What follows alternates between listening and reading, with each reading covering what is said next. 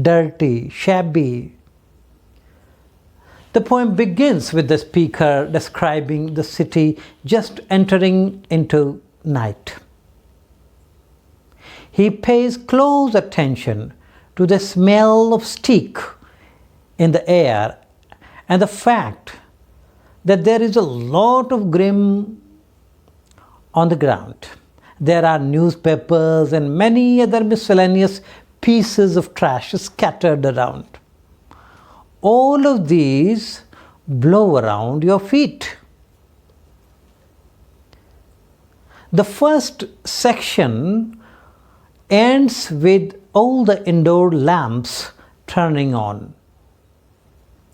When the poem resumes in the second section, it is morning again, and the city is regaining consciousness.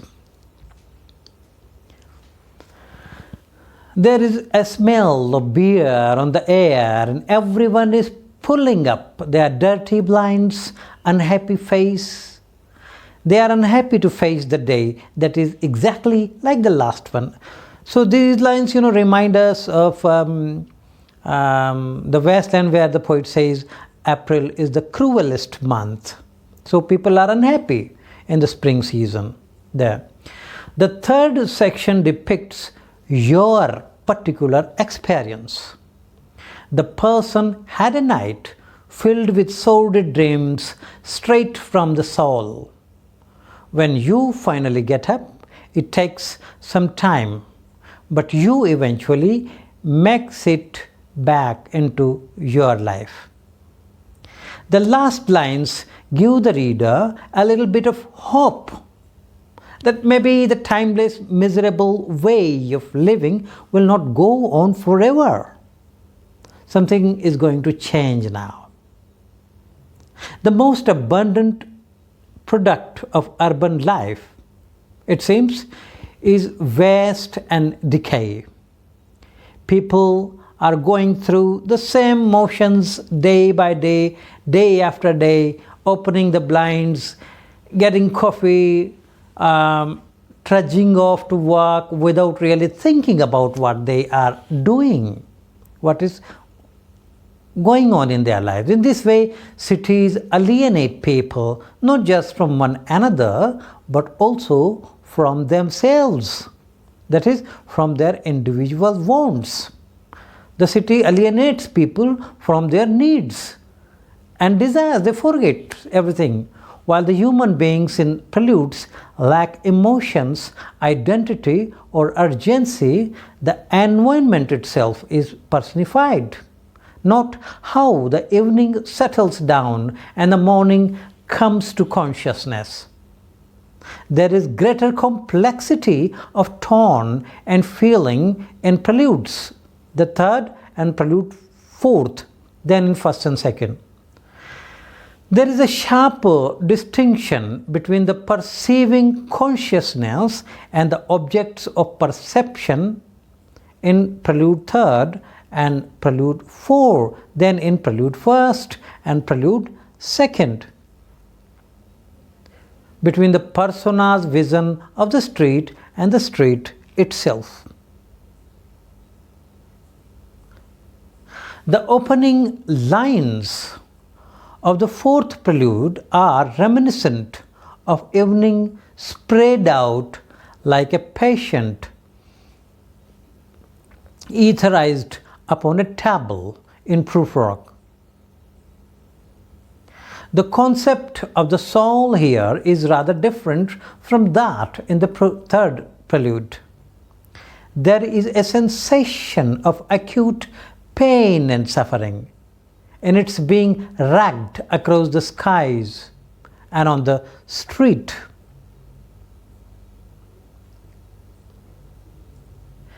There are religious overtones also in the lines. The conscience of a blackened street, impatient to assume the world. The conscience is further conceived of in religious terms as a soul which is stretched tight across the sky and which is also trampled by the insistent feet of the city's inhabitants. The decaying atmosphere of the city is therefore a moral sin.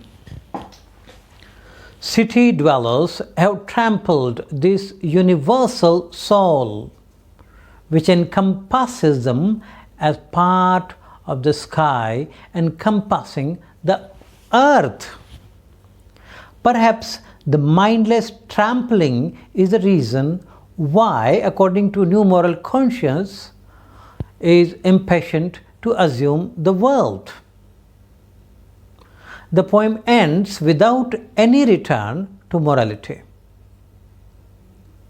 Blackness implies a sense of sin and conscience of moral discrimination and responsibility. At this poem, the poetic voice speaks directly for the first time and admits that it is not detached and impassive. There is a knot of compassion and a tentative movement towards religious belief.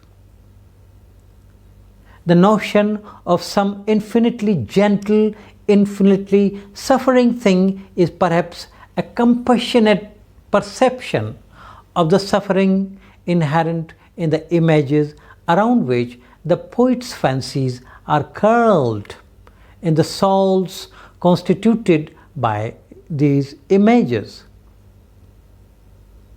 It is a reminder also of the suffering of Christ to redeem the sins of humanity. With adjectives such as smoky, grimy, dingy, soiled, and sordid, the poem returns again and again to the inescapable filth of the city. It collects on hands and feet, window shades, and it stinks. Decayed, wasted, and broken objects also contribute to the disgusting living conditions in the modern civilization. So this dirt and filth and decay and degeneration, these images create a picture of, sordidness of the modern civilization in the poem. Eliot has a special technique. Like in cinema, we have glimpses, of a few seconds. We have photographs, one after the other, and it gives a whole picture of something. In the same manner, Eliot gives images, creates picture. And in this way, he creates an atmosphere of sordidness in this poem and in his other poems, like in The Wasteland. We have disconnected images. And these disconnected images create a whole picture of a whole film, an impression. And in this way, the poet, without using many words to convey the sordidness of the modern civilization, creates the impression of its deterioration in his poems. So there are broken images, unconnected images in this poem also, and these images make a whole picture. T.S. Eliot was an imagist poet, and I will discuss imagism later on in the coming videos, because if I start talking about imagism, I will have to talk about naturalism also. And it was a reaction, imagism came as a reaction to naturalism. So that's a long story, we will discuss it later on. But for now, what I want to say is that a whole picture of sordidness, of dirt and filth and pollution and deterioration of the modern civilization has been drawn deftly in this poem, skillfully. And we get a picture through we get an impression of the modern society through the unconnected images in the poem. So I think you have got the impression of the modern society, modern civilization, decay, deterioration, degradation of the modern civilization. Thank you for now, and I will come back tomorrow and we'll discuss other topics. Thank you very much.